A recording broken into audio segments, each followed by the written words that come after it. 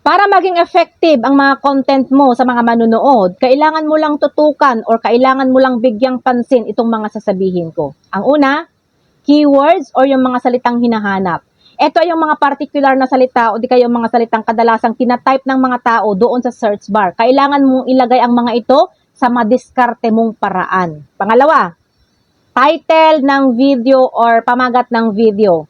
Alam ko guys na minsan dito tayo nahihirapan ang mag-isip kung ano ang title ang ilalagay natin doon sa ating video. Kasi dapat guys, itong title natin dapat maging kaakit-akit siya para i-click siya ng mga tao, para i-click nila yung video natin. At dapat naglalaman ito ng iyong pangunahing keyword para malaman kaagad ng mga tao at ang system kung ano yung paksa mo or kung ano yung topic ng video mo. Pangatlo, description. Ito naman guys is dito sinusulat yung topic ng video gamit ang mga related na keywords sa unang ilang pangungusap upang mas maunawaan ng algorithm ang konteksto.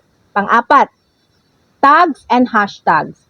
Ito guys yung mga label na tumutulong sa iyong video para mas madaling makita ang content mo. Lalo na kapag nag-search sila kagaya doon sa nilagay mong hashtag, malaki yung chance na lalabas yung video mo or makikita nila yung video mo. At ang panglima, thumbnail.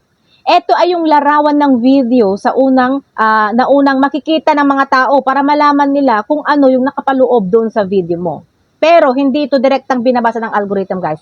Hindi ito direktang binabasa ng text algorithm ni Facebook. Ang kagandahan lang dito guys is kapag maganda yung thumbnail, mas malaki din yung chance na tumaas yung click-through rate or yung CTR natin. O di kaya, ang porsyento ng mga taong nagki-click doon sa mga video natin. Lalo na kung nakakaenggan nyo yung nilagay nyong thumbnail.